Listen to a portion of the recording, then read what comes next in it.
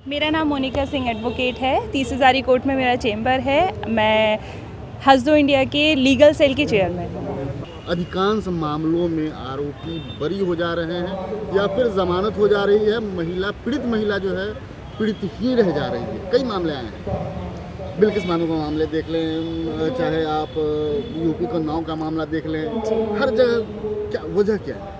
Judiciary में भी रही हैं। सर, इसकी वजह कहीं ना कहीं मुझे लगता है कि जो पीड़ित वर्ग होता है उसको हर तरह से दबाया जाता है, उसको लालच दिया जाता है। पहले उसको लालच ये दिया जाता है कि जी आप पैसा ले लो, आप पैसा लेकर केस वापस ले लो।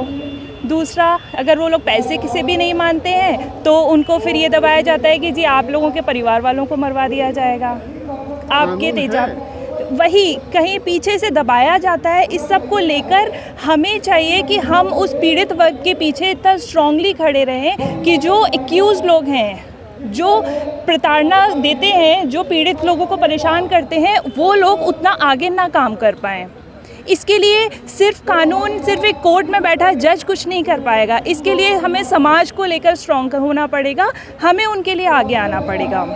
बहुजन समाज का सर, मैं सच बताऊं तो बहुत विडंबना है इस बात को बोलते हुए कि हम ही लोग छोटे छोटे टुकड़ों में फंसे हुए, बटे हुए हैं, जातियों में बटे हुए हैं। हम लोग हमें जातियों में बटे हुए हैं। जब भी कोई एट्रोसिटी होती है तो हम वहाँ जाने से पहले हम इंसानियत नहीं देखते हैं, हम ह्यूमैनिटी नहीं देखते हैं। हम वहाँ जाने से पहले ये देखते हैं कि जी हमारा क्या फ़ायदा होगा वहाँ पर। तो हमें चाहिए कि हमारे समाज का जो भी जिस भी व्यक्ति के साथ कोई एट्रोसिटी होती है, कोई परेशानी होती है, तो हम उसके साथ में खड़े रहें, उसको भी हिम्मत आती है। क्या ऐसा आपको नहीं लगता कानून में रहते हुए कि महिलाओं के साथ, चाहे किसी भी जाति की हो, किसी भी धर्म की हो, किसी भी संप्रदाय की हो, जी, किसी भी तरह का उत्पीड़न या शोषण हो रहा है, उसको फास्ट ट्रैक कोर्ट के मामले से उसका फिक्स करना चाहिए सुप्रीम कोर्ट से, या हमारे माननीय सांसद विधायक बनाए कि उनको 1 महीने के अंदर हर हाल में पनिशमेंट देना है, आईओ से लेकर जज तक को, चाहे वो सुप्रीम कोर्ट के मामला ही क्यों ना जाए। जी, लेकिन उनको 1 महीने के अंदर जो है, मतलब लोअर कोर्ट में तो कम से कम क्लियर कर दे, जो भी डिसीजन हो वो क्लियर करे। वो टाइम पीरियड फिक्स करे कि 1 महीने में लोअर कोर्ट क्लियर करेगा, 3 महीने में हाई कोर्ट क्लियर करेगा, 6 महीने में सुप्रीम कोर्ट क्लियर कर देगा। उस मामले में होना क्या चाहिए? सर, अभी आईपीसी में जो अमेंडमेंट हुआ था, निर्भया कांड के बाद में जो आईपीसी में अमेंडमेंट हुआ था, उसमें एक अमेंडमेंट ये भी आया था कि इस तरह के जो भी केसेस होते हैं, महिलाओं से रिलेटेड जो भी एट्रोसिटी होती है, उसमें 3 महीने के अंदर अंदर उस केस का निपटारा होना चाहिए।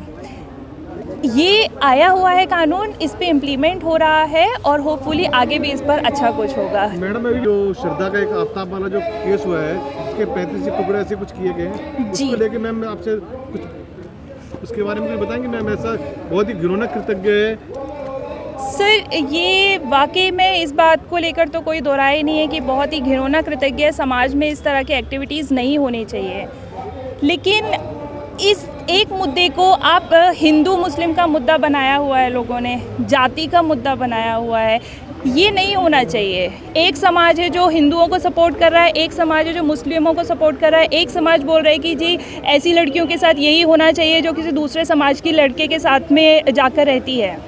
मेरा कहना यह है कि गलत होता है। किसी भी लड़की के साथ, किसी भी बहन के साथ, किसी भी बेटी के साथ इस तरह की चीज़ें नहीं होनी चाहिए। और इस मुद्दे को समाज का, किसी पर्टिकुलर सोसाइटी का मुद्दा ना बनाकर इसको एक ह्यूमैनिटी का मुद्दा बनाया जाना चाहिए और ऐसे लोगों के लिए सपोर्ट में खड़े होना चाहिए, ना कि उनकी गलत बातों पर ध्यान देना चाहिए। हमारे आदरणीय सुप्रीम कोर्ट ने भी ये जजमेंट दिया है कि ठीक है, लीगल ये लिव इन में रह सकते हैं लोग, अगर एक दूसरे के साथ में वो लोग खुश हैं। तो इस तरह की सिचुएशन में जाति, धर्म, ये सब चीज़ें नहीं आनी चाहिए। गलत एक्चुअली यहाँ हो रहा है कि जब भी कोई केस आता है, अगर वो हमारी दलित महिलाओं से रिलेटेड है, तो वहाँ पर आईओ दूसरी जाति का होता है। उस तरह की सिचुएशन में वो हर तरह से कोशिश करता है कि जो एक्यूज़ बच जाएं, उनके अगेंस्ट में बहुत स्ट्रॉन्ग केस ना बनाया जाए। आईओ से होते हुए अगर एफआईआर, पहले तो एफआईआर कराने में ही मुश्किल आता है। अगर एफआईआर हो भी जाती है तो चार्जशीट में मेडिकल जो एमएलसी होती है, जैसे हमारी लीगल लैंग्वेज में एमएलसी बोलते हैं, कानून मेडिकल रिपोर्ट जो होती है, उसमें टाइम लग जाता है। इस तरह के सिचुएशंस में हमें चाहिए है कि एक स्पेशल कोर्ट बनाई जाए जहाँ पर कोई भेदभाव ना हो और जो भी आईओ इस तरह के केसेस को इन्वेस्टिगेट करता है वो एक सिंगल आईओ नहीं होना चाहिए, उसकी एक टीम होनी चाहिए जो टीम वर्क करेंगे।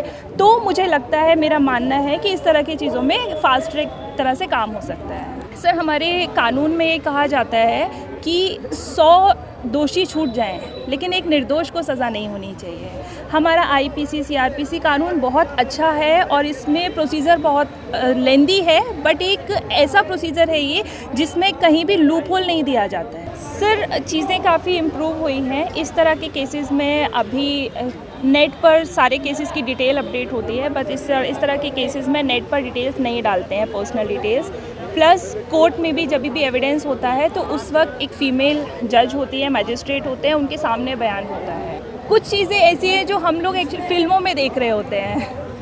फ़िल्मों में कोर्ट रूम में एक सबके सामने पीड़िता के साथ क्वेश्चनिंग होती है, उनसे पूछा जाता है, वो रियल में कोर्ट्स में नहीं होता है। अब एक प्राइवेट रूम में मजिस्ट्रेट बैठे होते हैं, उनके सामने बयान होता है।